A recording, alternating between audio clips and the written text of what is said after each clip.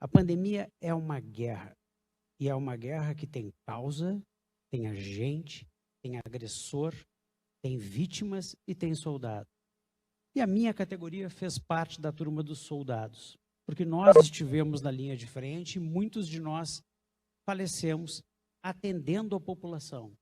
E, em geral, atendendo anônimos que nem conhecíamos. E justamente como nós estamos numa guerra, faz questão absoluta de dizer que Ésquilo, 500 anos atrás, e quem me conhece sabe que eu faço essa citação frequentemente devido à sua importância, é que numa guerra a verdade é a primeira vítima.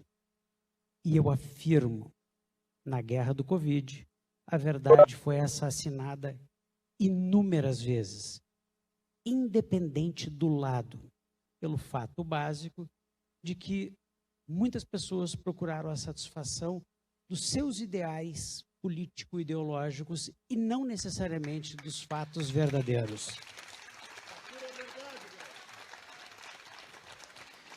Considerando isso, eu que sou um ginecologista e obstetra, mas fui compelido a estudar o Covid desde o início, convivi com todas as idiosincrasias políticas que foram criadas durante a pandemia.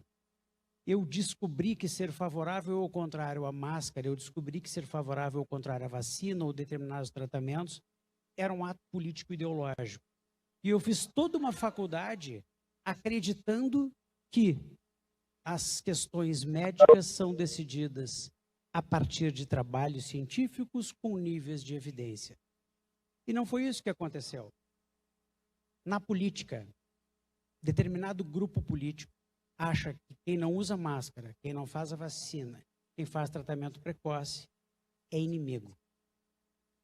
Ao oposto, também existe um lado que acredita que tudo isso é inimigo. E eu insisto, nós temos que buscar, doa quem doa, sempre a verdade. Por isso, e é justamente por isso que eu sempre busquei mais aqueles que tinham dúvidas e que buscavam a verdade do que aqueles que tinham certezas e, portanto, eram imutáveis. E às custas disso, eu acho que nós precisamos citar algumas questões muito importantes. Quero dizer que, do ponto de vista de busca de trabalhos científicos em medicina, a medicina não é uma ciência exata. E, portanto, a utilização de trabalhos científicos com metodologia discutíveis foram utilizadas por todos os lados para satisfazer o sentimento daquele que precisava ter o seu sentimento coberto por um trabalho científico. Então eu vi, por exemplo, os defensores de máscaras citarem trabalhos dizendo que as máscaras salvavam vidas. Entretanto, esses mesmos que exigiam um nível de evidência muito alto, por exemplo, para determinados tratamentos que eram utilizados por grupos de médicos, não se preocupavam com os níveis de evidências disponíveis nos trabalhos que defendiam a utilização de máscara. E justamente por isso, a gente percebeu que as redes sociais criaram uma grenalização na ciência como eu nunca vi.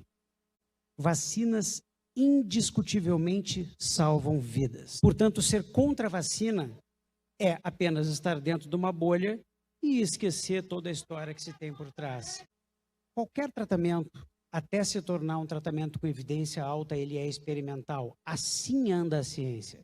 E as vacinas são, sim, um tratamento experimental pelo fato de que não tem um nível de evidência mais alto. A despeito disso, um indivíduo médico não conhecia grandes para-efeitos importantes da vacinação, especialmente a da Pfizer. Quando eu mostrei o trabalho, ele ficou chocado, porque pela bolha no qual ele circulava, esse tipo de para-efeitos não andava.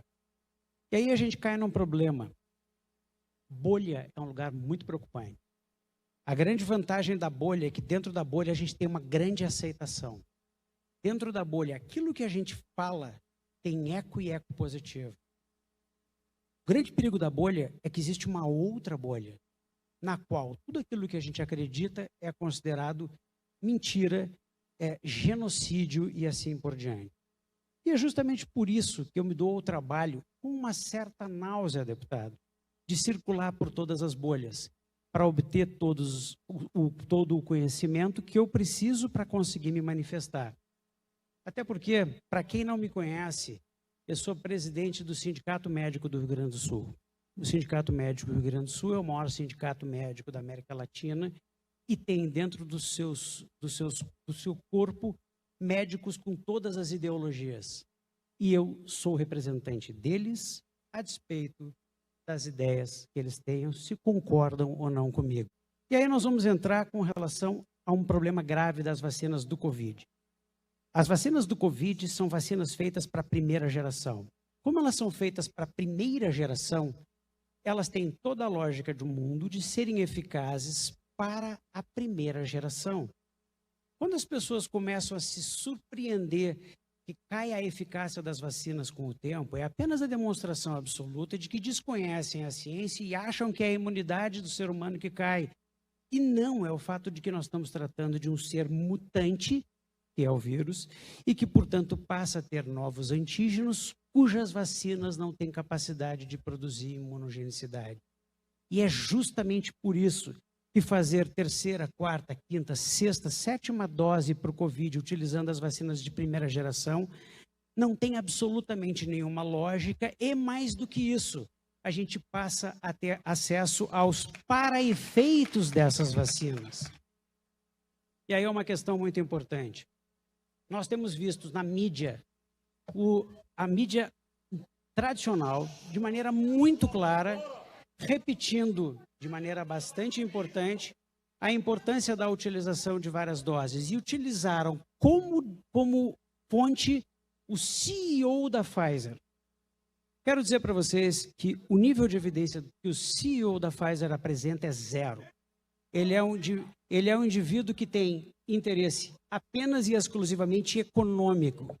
E, portanto, nós estamos tratando de uma questão comercial. Faço questão de dizer que a própria Pfizer tem um documento que ele foi disponibilizado porque o Congresso americano fez uma audiência na qual a Pfizer solicitou que não mostrassem os seus resultados para os próximos 55 anos. Mas caiu isso. E ao caírem, eu tive acesso ao trabalho.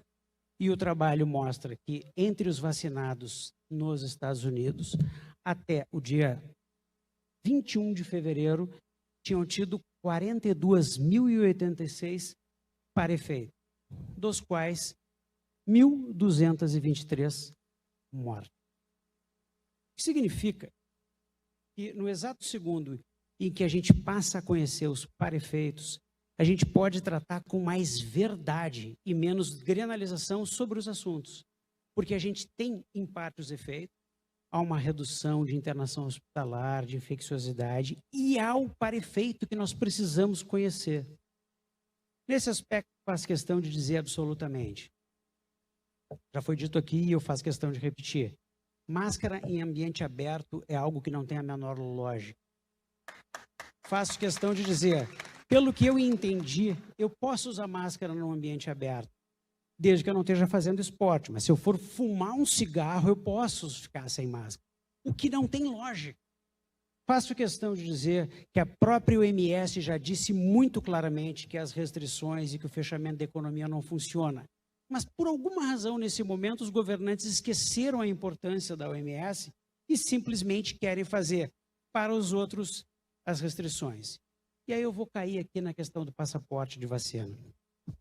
Passaporte de vacina, deputado, ele não tem lógica. Passaporte de vacina é o estabelecimento do que eu chamo de neossegregacionismo. É segregar pessoas, porque uma ou outra não estão mais protegidos, mas por uma razão, porque essas pessoas têm uma sinalização de virtude. Se o objetivo é sinalizar a virtude e não é necessariamente salvar vidas, nós estamos tratando de uma atitude política e não de uma atitude médica.